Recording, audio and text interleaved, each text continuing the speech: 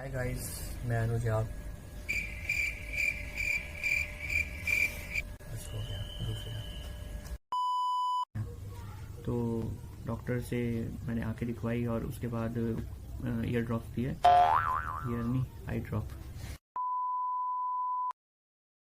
Hi guys, मैं अनुज साधु। आज की अपनी इस नई वीडियो में आपके साथ अपना वैक्सीनेशन का एक्सपीरियंस शेयर करने वाला हूँ।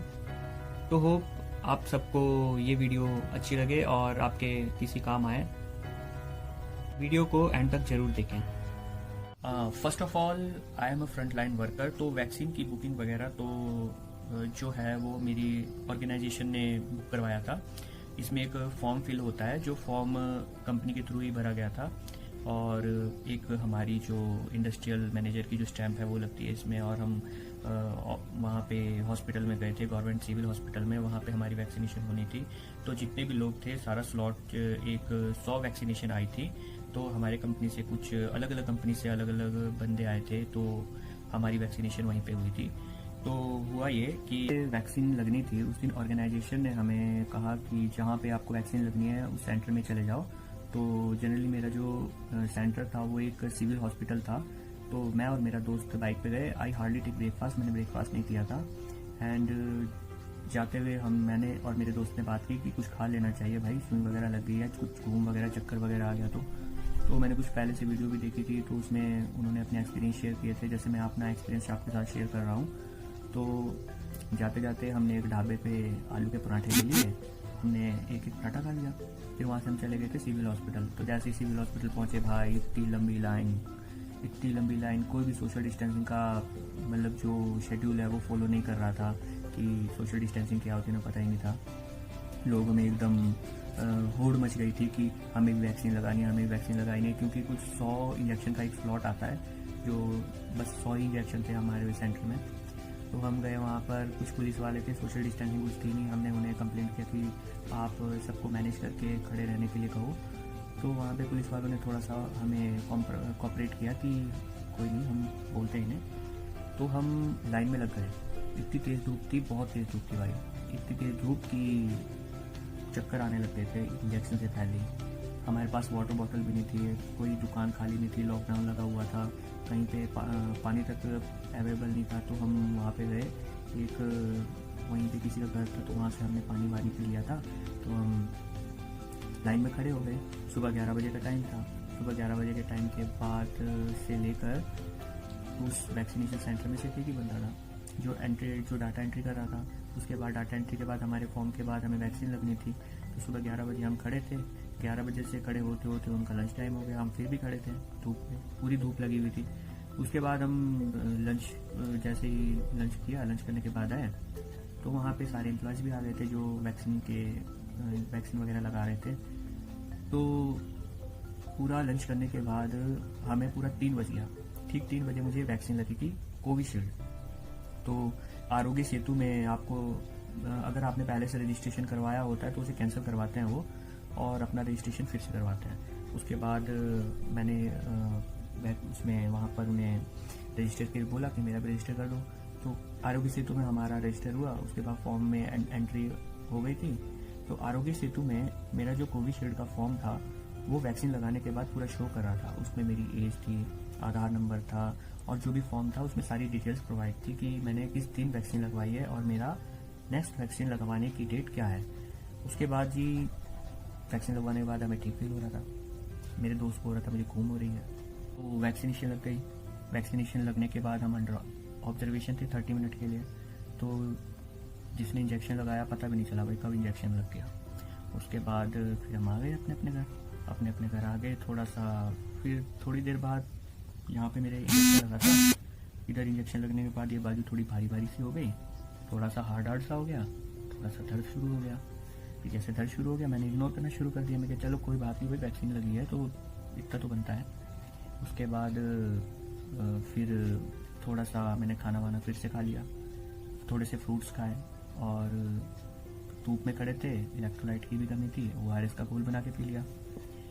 फिर मैं सो गया। रात को खाना खाने के बाद मुझे कुछ नहीं पता था कि मुझे क्या हुआ क्या नहीं हुआ। तो रात को मुझे थोड़ा ठंड सी फील हुई, थोड़ा सा बॉडी एक हुआ। मैं उठा, मैंने पानी पिया, तो मुझे लग रहा था कि शुरू हो गया है। तो मैंने टेम्परेचर मेज़र किया, अपना थर्मामीटर डाला मुँह में, तो मेरा टेम्परेचर था 101, 101 बुखार हो गया था। बुखार हो गया, उसके बाद मैंने पानी पिया, पैरासीटामोल ली। पैरासीटामोल लेने के बाद मैं सो गया। उसके बाद भी मुझे नींद नहीं आ रही थी, बड़ा बॉडी पेन हो रहा था, मतलब इंजेक्शन में भी पेन हो रहा था यहाँ पर जो लगा था, मतलब बाजू हिल नहीं रही थी मेरी थोड़ी थोड़ी सी। तो पैरासीटामोल खाने के बाद मेरा थोड़ा सा फीवर लगभग 5-6 घंटे बाद तब जाके उतरा है मेरा फीवर 101। फिर मेरे को नींद आई थोड़ी सी, तो मैं सुबह उठा। सुबह उठने के बाद बॉडी एक तो हो ही रहा था, बॉडी एक मतलब फीवर भी था। फीवर के साथ साथ मेरा उठने का मन भी नहीं कर रहा था, मेरा कुछ करने का मन नहीं कर रहा था। मुझे लग रहा था कोई मेरे मुंह के पास ला के दे दे यार, कुछ खाने के लिए भूख भी लगी थी। तो मैंने अपने दोस्त को बोला, मैं क्या आ जा यार, थोड़ा सा हेल्प कर दे, और कुछ खाने वाने के लिए भी लेता आना, और फ्रूट्स वगैरह भी ले आया। पैरासीटामोल भी मंगाई, वो भी ख़त्म हो गई थी। तो उसके बाद पूरे दिन भर फीवर था, मतलब यही रेंज थी कि 99.5 टू 101, इसी की रेंज में मेरा बुखार चल रहा था, उतर ही नहीं रहा था पैरासीटामोल खाने के बाद भी। फिर मैंने लंच किया, लंच के बाद भी नॉर्मल डे चल रहा था। बॉडी एक तो थी, यहाँ इंजेक्शन वाली बाजू में भी पेन था, और उसके बाद जो अपना कंटिन्यू साइकिल है, मैं थोड़ा सा फ़ोन यूज़ किया, फिर सो गया। दिन भर सोया रहा, बहुत नींद आती, बहुत। उसके बाद बीच बीच में मैं खाता रहा। बस इसमें एक ही इलाज है भाई, खाना पीना मत छोड़ना, खाना पीना और अपने फ्रूट्स प्रॉपर लेते रहो। फ्रूट्स में मैंने एक खरबूजा होता है वो लिया था, अनार मंगाए थे, थोड़े से एप्पल मंगाए थे, और बनाना, इन सब का एक मिक्सचर बना के मैं प्रॉपर खा रहा था, फ्रिज में रख दिए थे काट के, और कंटिन्यूटी हर 2 घंटे बाद मैं खा ही रहा था। और मतलब हर 2 घंटे बाद एक ORS का घोल बना के वो भी पी रहा था। उससे थोड़ा सा बॉडी में जान बनती है भाई, थोड़ा तो चाहिए होता है। तो खाना मत छोड़ना बस।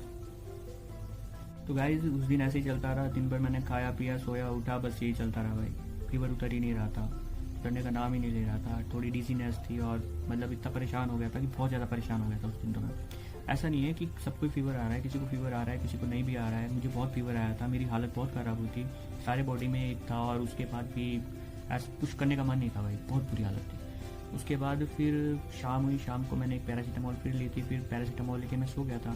अगले दिन मैं उठा, मैंने फीवर चेक किया, मुझे फीवर नहीं था, लेकिन आंखों में इचिंग और रेडनेस थी। मैं डॉक्टर के पास गया, उन्होंने मुझे मेडिसिन दी, फिर मैं वहाँ से वापस आ गया। मैंने खाना खाया और सो गया। जब मैं उठा तो मैं बेटर फील कर रहा था। उसके बाद अभी मैं बिल्कुल ठीक हूँ, मुझे अभी कोई प्रॉब्लम नहीं है, और मैं प्रॉपर अभी डाइट भी पूरी फॉलो कर रहा हूँ। तो गाइस ये थी मेरी वैक्सीनेशन की स्टोरी अभी जो मैंने आपके साथ शेयर की। और ये मैंने इसलिए शेयर किया है कि अगर आपको वैक्सीन लगनी हो, या आपकी फैमिली में किसी को वैक्सीन लगनी हो, तो आप पहले से उस चीज़ के लिए प्रिपेयर रहे। जरूरी नहीं है ये सबको साइड इफेक्ट आए इस चीज़ के, फीवर वगैरह आए, लेकिन फिर भी प्रिपेयर होना बहुत ज़रूरी है।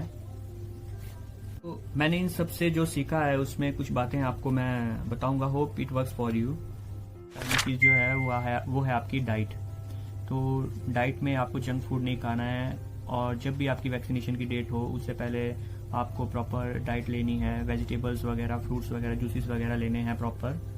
ये बात है, बी प्रिपेयर्ड। इसमें अगर आप अपने फ्रेंड्स के साथ या अपने फैमिली वगैरह के साथ रहते हो तो ठीक है, तो वो आपका ख्याल रख सकते हैं। लेकिन अगर आप अकेले रहते हैं तो जब आपको फीवर चढ़ता है तो बहुत लो हो जाती है बॉडी, उसमें आप काम वगैरह नहीं कर सकते हो। तो फ्रूट्स वगैरह या दवाई वगैरह, मेडिसिन वगैरह जो भी होती है, आपको पहले से ही वो अरेंज करके रखना है।